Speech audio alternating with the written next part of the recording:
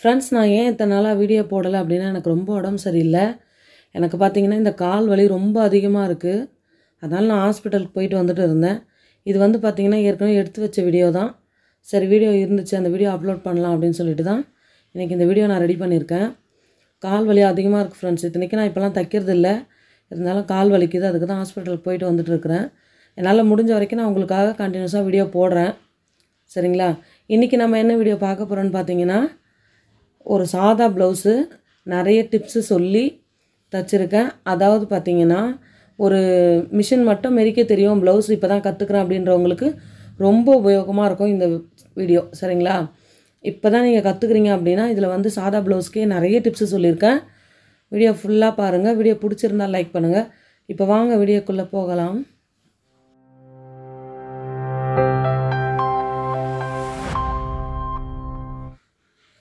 Friends, இப்போ பார்த்தீங்கன்னா நீங்கள் ஃபஸ்ட்டு பேக் ரெடி பண்ணிக்கோங்க. எதுக்காகனா அப்போ தான் நம்ம ஃப்ரண்ட்டில் மடித்து தைக்கும்போது பேக் வச்சு அளவு பார்த்து தைக்க முடியும். அப் அண்ட் டவுன்லாம் இல்லாமல் தைக்கலாம். ஃபஸ்ட்டு பேக் ரெடி பண்ணிக்கோங்க எப்போதுமே. அங்கே பாருங்கள் நான் எப்படி மடிக்கிறேன் என்னன்னு சொல்லிவிட்டு. இந்த வீடியோ ஃபுல்லாகவுமே பார்த்தீங்கன்னா ஃபுல் கேமரா ஜூமுமே வந்து பார்த்திங்கன்னா மிஷினுடைய ஊசியை நோக்கியே இருக்கும். உங்களுக்கு வந்து எந்த அளவுக்கு கிளியராக நான் போட முடியுமோ அந்தளவுக்கு இந்த வீடியோ இருக்கும். இது எதனால் சொல்கிறேன் அப்படின்னு பார்த்தீங்கன்னா, நிறைய பேர் பார்த்திங்கன்னா நல்லா தூரமாக வச்சு எடுப்பாங்க, உங்களுக்கு ரொம்ப டீட்டெயிலாக அதில் தெரியாது. இது பார்த்திங்கன்னா உங்களுக்கு எவ்வளோ கிட்ட வச்சு எடுத்துருக்கிறேன். எதனால் அப்படின்னா, பிகினர்ஸ்க்கு இது வந்து எப்படி இந்த கையில் அதாவது வந்து ஒரு துணி எப்படி பிடிக்கணும், எப்படி வச்சு தைக்கணும் அப்படின்றது முதற்கொண்டு ஈஸியாக புரியணுன்றதுனால தான் வீடியோ ஃபுல்லாக பாருங்கள். அங்கே பாருங்கள், நான் மடித்து தையல் போட்டுட்டு டாட் பிடிச்சிருக்கேன் இல்லைங்களா? அந்த மாதிரி நீங்களும் கரெக்டாக அப் அண்ட் டவுன் இல்லாமல் ஸ்ட்ரைட்டாக மடித்து தைச்சிட்டு ஒரு டாட் பிடிச்சிக்கோங்க ரெண்டு பக்கமும், சரியா? அதோட பேக்கோட வேலையே முடிஞ்சிடும். சாதா ப்ளவுஸ் பார்த்திங்கன்னா ரொம்பவே ஈஸி தான். வீடியோ வந்து நீங்கள் வந்து கவனமாக பாருங்கள். நான் சொல்கிறது புரியல அப்படின்னாலும் நீங்கள் வீடியோவை கூட ஓட்டி பாருங்கள். திரும்ப ஒரு முறை ஓட்டி ரிவைண்ட் பண்ணி பாருங்கள், சரியா? இப்போ பார்த்தீங்கன்னா நம்ம டாட் பிடிச்சிக்கலாமா? டாட் வந்து பார்த்திங்கன்னா கீழேருந்து நல்லா ஷார்ப்பாக பிடிக்கணும், ஓகேவா? கீழ் பக்கத்துலேருந்து தான் ஸ்டார்ட் பண்ணணும். மேலே அந்த கார்னர்லேருந்து கண்டிப்பாக ஸ்டார்ட் பண்ணக்கூடாது. டாட்டு சரியாகவே வராது. எல்லா டாட்டுமே எப்படி பிடிச்சிருக்கான்னு பாருங்கள். அந்த மெயின் சென்டர் டாட் இருக்குதுங்களா, பெரிய டாட்டு, அதை தான் பிடிக்கணும் ஃபஸ்ட்டு. அதை பிடிக்கும்போது கீழேருந்து வாட்டத்துக்கு பிடிங்க. கீழேருந்து நல்லா கிராஸ் பண்ணுங்கள். அந்த டாட்டோட உயரம் ஒரு 2.5 இன்ச்சு இருக்குன்னா கீழேருந்து அந்த 2.5 இன்ச்சை நல்லா கிராஸ் பண்ணி பிடிங்க. ஷேப்பு சூப்பராக உட்காரும். அவங்களுக்கு வந்து பார்த்திங்கன்னா ப்ளவுஸ் நல்லா ஃபிட்டாக இருக்குன்னு சொல்லுவாங்க, சரியா? நீங்கள் தைச்சி கொடுக்குற ப்ளவுஸும் ஆல்ட்ரேஷன் இல்லாமல் ஃபிட்டாக இருக்கணும். அதை மாதிரி சென்டர்லலாம் பிடிக்கும்போது நாச்சு இருக்குல்ல, அந்த நாச்சை ஃபாலோ பண்ணி கரெக்டாக பார்த்து தைச்சிக்கோங்க. அப்போது அது அப் அண்ட் டவுன் இருக்காது. ஒரு டாட்டுக்கு ஒரு டாட்டு பிடிச்சி பார்க்கும்போது அப் அண்ட் டவுன் இல்லாமல் வரும். அதுக்காக தான் சொல்கிறேன். இதில் மார்க் இருக்காது. நீங்கள் நீடில் ரோல்ஸ் போடும்போது மார்க் ஒன்று மட்டும் போட்டுக்கோங்க, ஓகேவா? அந்த மார்க்கை ஃபாலோ பண்ணி அப்படியே தையல் போடுங்க. இப்போ வந்து பார்த்திங்கன்னா நம்ம கிராஸ் பீஸ் எடுத்துக்கலாம். கிராஸ் பீஸும் எல்லாமே கிராஸில் கட் பண்ணிக்கோங்க. ஃப்ரெண்ட்ஸ், ஆல்ரெடி கட்டிங் வீடியோ நம்ம சேனலில் நிறைய இருக்குது. ப்ளவுஸ் ஃபஸ்ட்டு வந்து எப்படி கட் பண்ணணுன்ட்டு தெளிவான ஒரு வீடியோ பார்த்து கற்றுக்கோங்க. நம்ம சேனலில் நிறைய வீடியோ இருக்குது. கட் பண்ணிவிட்டு அதை தைக்கும்போது இந்த வீடியோ பாருங்கள். உங்களுக்கு வந்து இதில் வந்து நான் நிறைய டிப்ஸு சொல்ல போகிறேன். ஃபுல்லாக பாருங்கள். இந்த கிராஸ் பீஸை வந்து ஒன்றோட ஒன்று ஆப்போசிட் பார்த்த மாதிரி வச்சு குறுக்கு கட்டிக்கோங்க, சரியா? குறுக்கு கட்டிட்டு நல்லா ஓரத்தில் அதை வந்து பிசுறு கட் பண்ணி விட்டுருங்க. அவ்வளோ பெரிய துணி அப்படியே உள்ளே வைக்கக்கூடாது. ஸோ அதனால் அந்த ஓரத்தில் கட் பண்ணி விட்டுருங்க. நம்ம இப்போ வந்து பார்த்திங்கன்னா கழுத்து துணி ரெடி பண்ணி வச்சுட்டோமா? இப்போது பட்டி துணி ரெடி பண்ண போகிறோம். அதாவது ஃப்ரண்ட்டில் டாட் பிடிச்சிருக்கோம் இல்லைங்களா, அந்த இடத்துல பட்டி வச்சு தைப்போம். அந்த பட்டி துணி ரெடி பண்ண போகிறோம். அதுக்கு வந்து பார்த்திங்கன்னா முதல்ல நல்லா ஒரு காட்டன் துணியாக ஒரு வேஸ்ட்டு துணியை எடுத்து வச்சுக்கோங்க. லைட் கலர் இருந்தாலும் போடலாம், இருந்தாலும் டார்க் கலரே போட்டால் நல்லாயிருக்கும். அதுலேயே உங்களுக்கு பிட்டு இருக்கும் அப்படின்னா எடுத்துக்கோங்க. சில துணிங்கள்லாம் அதில் பிட்டு வராது. ஸோ அதனால் நம்ம இந்த மாதிரி துணி எடுத்துக்கலாம். எனக்கு கொஞ்சம் உடம்பு சரியில்லை, அதனால தான் வாய்ஸ் சரியில்லை, கொஞ்சம் அட்ஜஸ்ட் பண்ணிக்கோங்க. அதனால தான் நான் இத்தனை நாளாக வீடியோவுமே போடலை. என்னால் போட முடியல, உடம்பே முடியல, அதனால தான் இத்தனை நாளாக நான் வீடியோவுமே போடலை. அதுக்கும் நான் சாரி கேட்டுக்கிறேன். அங்கே பார்த்தீங்கன்னா நான் கட் பண்ணியிருக்கேன் இல்லைங்களா, அந்த பிட்டை அதே மாதிரி நீங்களும் கட் பண்ணி வச்சுக்கோங்க. ஆல்ரெடி நம்ம ப்ளவுஸ் கட் பண்ணும்போதே பட்டி துணி கட் பண்ணியிருப்போம் இல்லையா, அந்த பட்டி துணி எடுத்து வச்சு நம்ம வைக்கக்கூடிய ஃப்ரண்ட்டு துணி, அதாவது டாட் பிடிச்ச துணியை உள்ளே தள்ளி வைங்க. நம்ம வைக்கக்கூடிய பட்டி துணி ரெண்டுமே வெளியே தள்ளி வைக்கணும், சரிங்களா? 3 அடுக்கு வைக்கிறோம் இல்லைங்களா, 3 அடுக்கு வைக்கும்போது நடுவில் இருக்கணும் அந்த ஃப்ரண்ட்டு ஒரு புள்ளி உள்ளே போகணும்.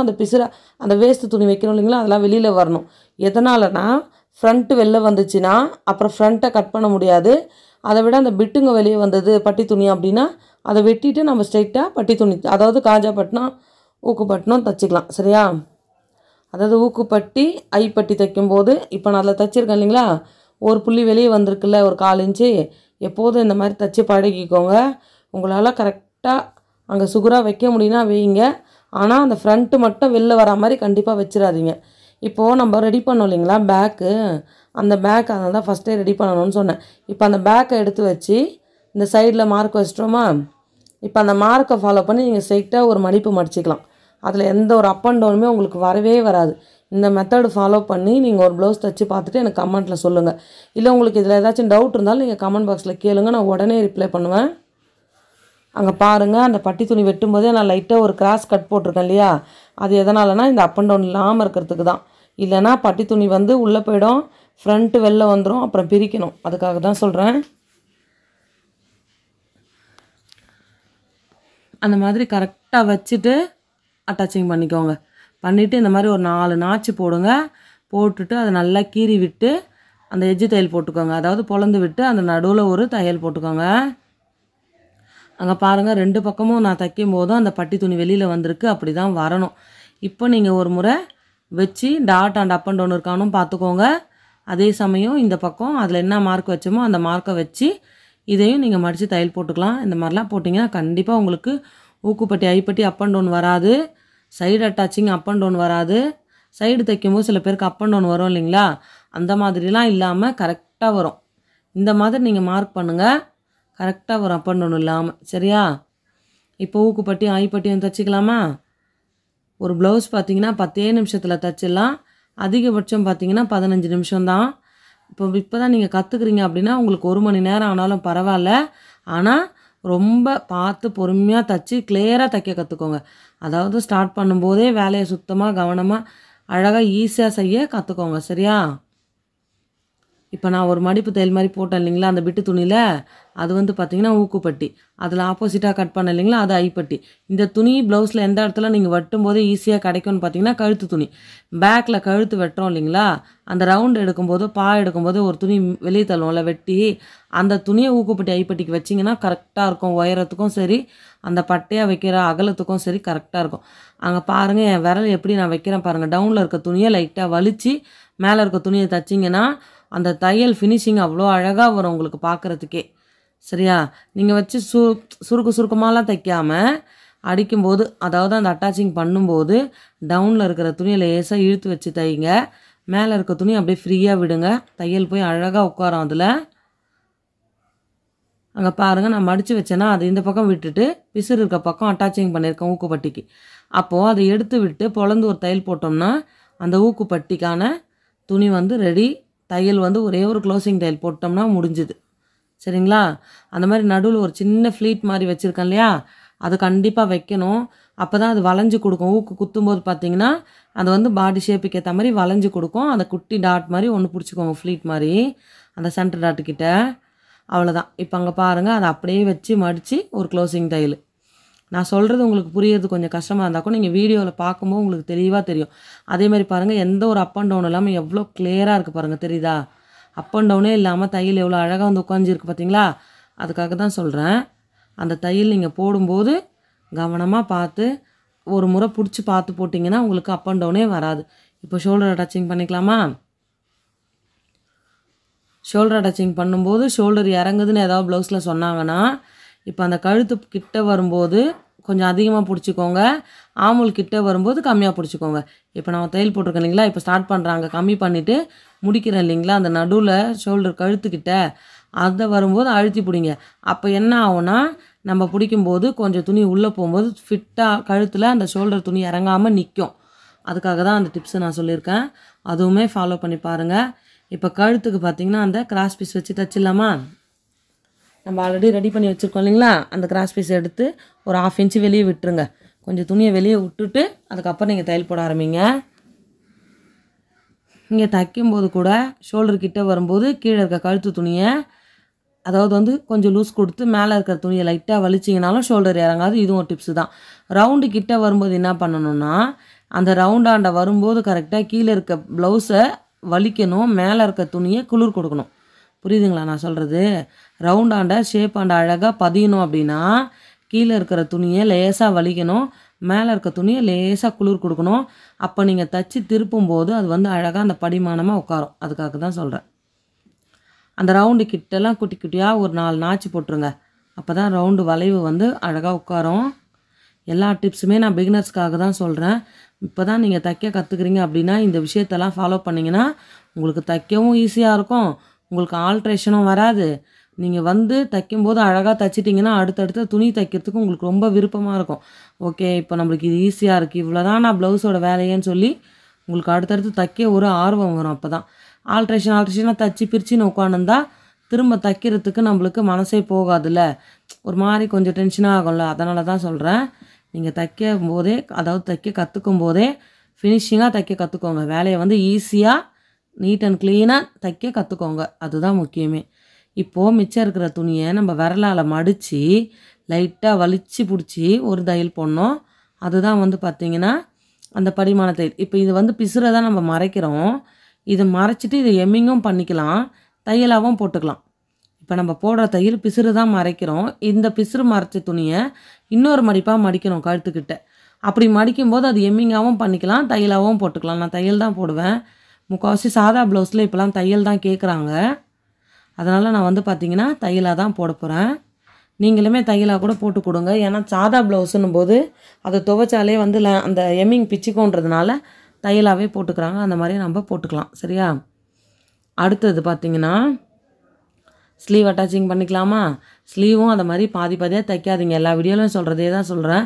சென்டர்லேருந்து வச்சு வேணால் பாருங்கள். சென்டரில் அந்த நாச்சை வச்சுட்டு மிச்ச துணி வெளில வந்தாலும் வெளில விட்டுருங்க, உள்ளே அடங்கினாலும் ஜாயிண்ட்டு போட்டுக்கோங்க. புரியுதுங்களா நான் சொல்கிறது? சென்ட்ரு நாச்சை மட்டும் கரெக்டாக ஷோல்டரில் வச்சுருங்க. வச்சுட்டு அப்படியே கையால் அந்த துணியை நகர்த்தி தையல் மாதிரி இப்படி அப்படியே அட்ஜஸ்ட் பண்ணி ஒரு வச்சு பாருங்கள். சும்மா அப்படி வச்சு பார்க்கும்போது எப்படி வருதோ அதை ஃபாலோ பண்ணி நீங்கள் அப்படியே ஒரு தையலாகவே போட்டுன்னு வரலாம்.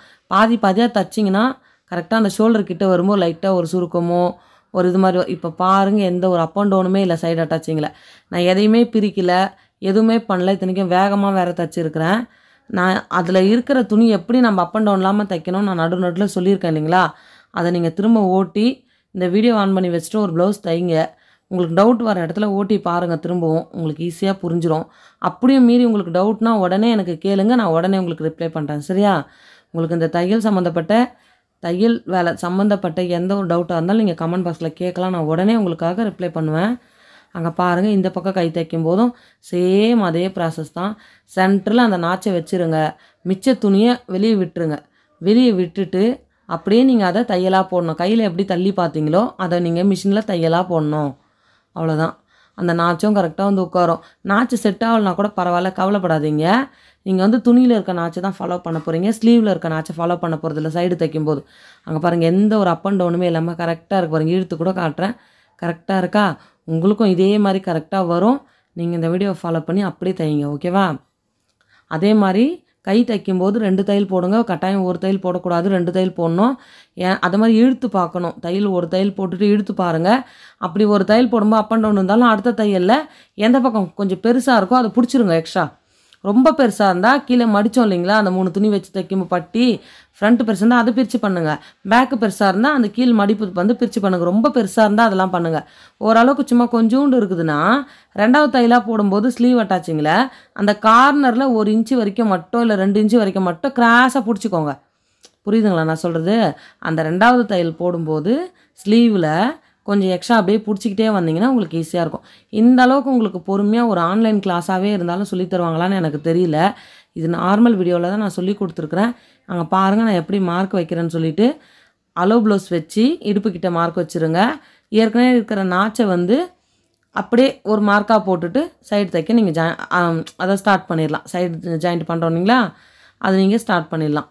அதான் சொல்கிறேனே, உங்களுக்கு வந்து ஆன்லைன் கிளாஸில் கூட இவ்வளோ தெளிவாக இவ்வளோ கிட்ட வச்சு கேமராவை சொல்லி தருவாங்களான்னு தெரியல. நம்ம வீடியோ எல்லாத்துலேயுமே இப்படி தான் இருக்கும். நல்லா கேமரா ஜூம் பண்ணி, ஏன்னா நம்ம எதுக்காக வீடியோ போடுறோம், தையல் வேலை கற்றுக்கணும் அப்படின்றனால தான் வீடியோ போடுறோம். அப்போ அந்த வீடியோவில் கரெக்டாக அந்த கேமரா வந்து பார்த்திங்கன்னா நம்ம தையல் அந்த மிஷினோடைய ஊசியை நோக்கி வச்சோம் அப்படின்னா உங்களுக்கு பார்க்கும்போது ஈஸியாக புரியும். கிட்ட இருக்கும், ஈஸியாக புரியும். சொல்லி கொடுக்கும்போதும் உங்களுக்கு வந்து அது புரியறதுக்கு ரொம்பவே ஈஸியாக இருக்கும். அதனால தான் சொல்கிறேன். அவ்வளோதான் ஃப்ரெண்ட்ஸ். இப்போ நான் வந்து சைடில் கை மார்க் வைக்கல இல்லையா, நான் எப்போதுமே இப்படி தான் தைப்பேன். அந்த நாச்சு கரெக்டாக பிடிச்சி மேலே நம்ம எவ்வளோ எம்மிங் பண்ண போகிறோமோ, இது நீங்கள் தையலாக கூட போட்டுக்கோங்க. எம்மிங் இருக்க இடத்துல பெரிய தையல் வச்சு தையல் போட்டு எம்மிங் பண்ணிட்டு அதை பிரித்து கூட விட்ருங்க. இல்லை இந்த மாதிரி எனக்கு கரெக்டாக மடிக்க வரும்னா அப்படியே மடிச்சும் நீங்கள் தைக்கலாம். அவ்வளோதான். இது எப்படின்னா கைக்கிட்ட நான் வந்து எனக்கு தெரியும் குத்து மதிப்பாக கிராஸ் வரும்போது இந்த கைக்கு இவ்வளோ தான் இருக்கணும் அந்த மாதிரி போட்டுருவேன். 2வது தையல் 3வது தையல் போடுறோம் இல்லைங்களா, இப்போ 2வது தையல் போடும்போது அந்த கையோட கார்னர் வச்சு மார்க் பண்ணிப்பேன். எப்போவுமே நான் இப்படி தான் தைப்பேன். இப்போ ஸ்டார்ட் பண்ணும்போதே மார்க்கெல்லாம் வைக்க மாட்டேன். எனக்கு ஓரளவுக்கு தெரியும் இந்த ப்ளவுஸ்க்கு இவ்வளோ அளவுக்கு தான் கை வரும்னு. ஸோ அதனால் அங்கே பாருங்கள் கரெக்டாகவே இருக்குது. அது சப்போஸ் எனக்கு அதிகமாக இருந்தால் நான் முன்னாடி தையல் கிராஸ் பண்ணி போட்டு 2வது தையலாக போட்டுப்பேன். அப்படி இல்லை இந்த பக்கம் தள்ளி இருந்துச்சுன்னா அடுத்த பக்கமாக அதாவது வந்து தள்ளி வச்சு போட்டுப்பேன். அது எனக்கு எப்போதுமே இப்படி தான் பழக்கம். அது உங்களுக்கு எப்படி வாட்டப்படுதோ நீங்கள் அதை ஃபாலோ பண்ணி அழகாக தைச்சிக்கலாம். ஈஸி தான் ஃப்ரெண்ட்ஸ். ப்ளவுஸ் தைக்கிறது ரொம்ப ஈஸி, டெய்லர் வேலையும் ஈஸி தான். நீ கற்றுக்கணும்னு ஆசைப்படுற ஃப்ரெண்ட்ஸ் இருக்கிறீங்கன்னா கண்டிப்பாக சீக்கிரமாக கற்றுக்கோங்க. கற்றுக்கிட்டு நீங்களும் ப்ளவுஸ் தைங்க.